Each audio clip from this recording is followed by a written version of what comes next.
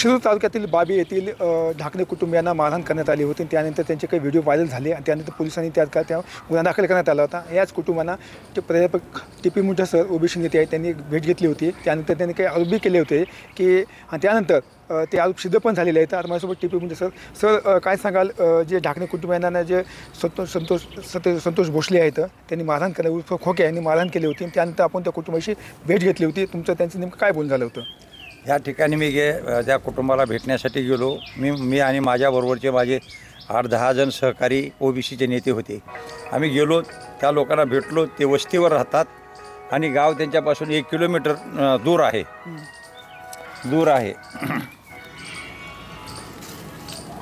तिथून त्यांनी या ठिकाणी त्यांचं शेत त्यांच्या वस्तीच्या समोरच आहे, रोडच्या बाजूलाच। त्या ठिकाणी ते हरणाची तस्करी करायला हे खोक्या आणि त्याचे 2-3 सहकारी आले होते। त्यांनी सांगितले की तुम्ही हरणाचा मारू नका, हरणाला मारू नका, त्याची तस्करी करू नका असं म्हटल्याच्या नंतर त्याच्यावर त्यांनी हल्ला केला। त्याला जबर मारलं, त्याचे 8-9-10 दातं पाडले, त्याचा जबडा तुटला गेला आणि त्याचा मुलगा जो त्याच्यानंतर धावला, त्याच्या मुलाचंही पायाचं फ्रॅक्चर केलं।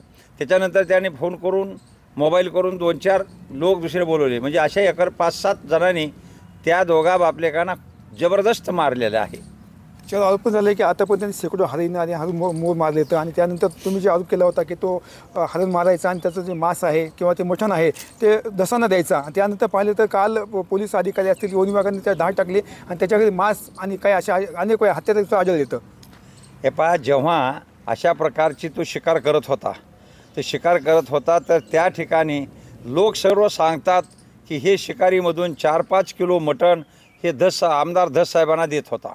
म्हणजे अशा प्रकारचा तशा प्रकार त्याचे गेल्या 5-10 वर्षापासूनचा त्याचा शिकारीचा धंदा, गुंडगिरीचा धंदा, सावकारकीचा धंदा मोठ्या प्रमाणात त्या परिसरामध्ये असल्यामुळं त्याची फार मोठ्या प्रमाणात दहशत आहे।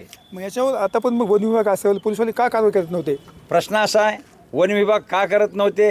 कारण काही जण म्हणजे सुरेश धस यांच्या दबावाखाली वन विभागाचे अधिकारी पोलीस स्टेशनचे नाही, ज्यावेळेस ह्या दोघा ढाकणे मारलं, ते दोघंही वडील आणि मुलगा गेले, तर तिथलचा जो API आहे बरोली एकतरी, त्यांनी त्या ठिकाणची तक्रार घेतली नाही। कारण ती तक्रार जेव्हा मी त्यांना भेटायला गेलो तेव्हा मी आलोय म्हटल्यानंतर तो तिथून निघून गेला, तो थांबला नाही। तर याचा अर्थ असा आहे की ते तिकडून सुरेश धस साहेबांनी तिकडून फोन करून त्यांना सांगितलं असेल की ह्यांची तक्रार घेऊ नका। सतीश भोसले असेल, त्यांचे ते खोक्या त्याचे आता अनेक काही व्हिडिओ व्हायरल झाले, ते पैसे उधळतात, पुन्हा शाळेत विद्यार्थ्यांना धमकी देतात। तो जो खोक्या आहे सतीश उर्फ भोसले, हा खोक्या विद्यार्थ्यांना धमकी देतो, मुलींना धमक्या देतो आणि तिथल्या जनतेला धमक्या देतो आणि त्यांच्यापासून वेगवेगळ्या प्रकारचं पैसा उकळतो दबावापोटी। कोणाची हिंमत नाही त्याच्या विरोधात बोलायला, या खोक्याच्या विरोधामध्ये। कारण हा सतीश म्हणजे हा खोक्या हा सुरेश धस साहेबांचा तो कार्यकर्ता आहे आणि सुरेश धस साहेबाची सुद्धा जेव्हा याची एवढी गुंडगिरी असेल तेव्हा सुरेश धस साहेबाची किती गुंडगिरी असेल याचाही विचार केला पाहिजे। कारण त्यांच्या दबावाखाली जेव्हा हे अधिकारी त्याला कुठंही काही करू शकत नाहीत। या वन विभागामध्ये तो राहतोय तिथं गेली 5-10 वर्षापासून, तर त्याचा हलवू शकलेले नाहीत। याचा अर्थ तोच होतो की त्याच्या प्रकारे तिकडून त्यांनी सांगितल्यामुळे ते नाही आहे। आज 3-4 दिवस झालं खोक्या गुन्हा दाखल होऊन, मी अजून खोक्या फरारच आहे।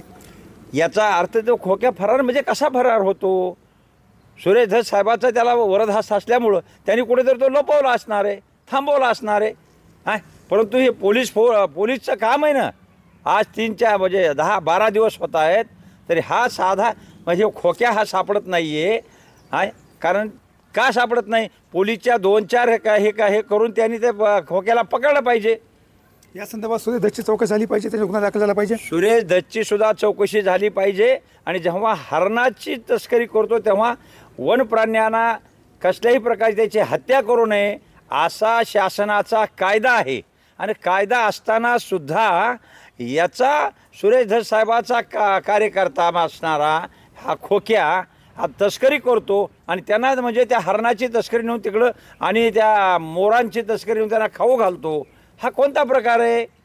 याच्यामुळं त्यांच्यावरती केस झाली पाहिजे, त्यांना त्याच्याबरोबर सहआरोपी केलंच पाहिजे। आज पाहिलं तर खोक्यावर गुन्हा दाखल झाला होता, पण खोक्याला पकडण्यात यावं यासाठी आज शिरूर कासांमध्ये मोर्चा काढण्यात आला, भव्य मोर्चा काढण्यात. आपण त्याच्या मोर्चामध्ये आपण सहभागी नव्हतात. नाही, मी काय झालं की मला अचानक मी लातूरला गेलो होतो. फार मला तिथं महत्त्वाची बैठक होती या संदर्भात अशा वेगळ्या, कारण तिथं एक धनगर समाजाच्या मुलाचा खून झालेला होता. त्या ठिकाणी मला जायचं होतं, म्हणून त्या ठिकाणी मी गेलो होतो. म्हणून मी त्या ठिकाणी मोर्चाला जाऊ शकलो नाही, नसता मला मोर्चाला जायचं होतं.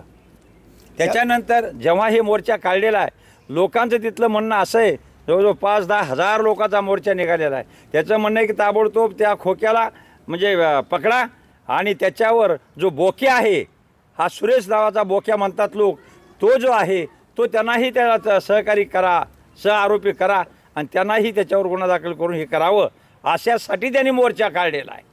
या संदर्भात आपण मुख्यमंत्र्यांची भेट घेणार असं म्हणलं होतं. मी मुख्यमंत्र्यांची भेट घेणार आहे 2-4 दिवसामध्ये. त्यासाठीच मी जाणार आहे. त्यासाठीच हे चाललेला जो प्रकार आहे, आज एखाद्या दोन वडिलाचा आणि मुलाचा त्या ठिकाणी तो म्हणजे 307 करण्याचा म्हणजे विचार, त्याचा 302 करण्याचा विचार, अशा अवस्थेमध्ये त्यांचं हे केल्याच्या नंतर अजून आणखी त्यांच्यावर जर कारवाई होत नसेल तर आश्चर्य. सरकार काय करतंय, पोलीस काय करतंय?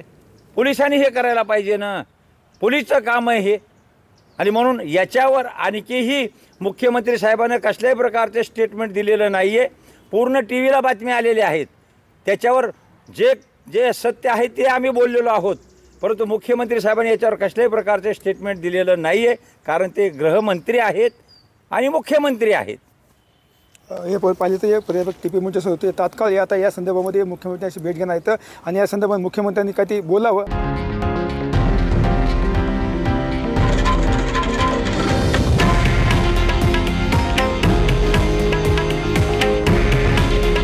हे आहे देशातील नंबर 1 न्यूज नेटवर्क आणि आपण पाहत आहात TV9 मराठी.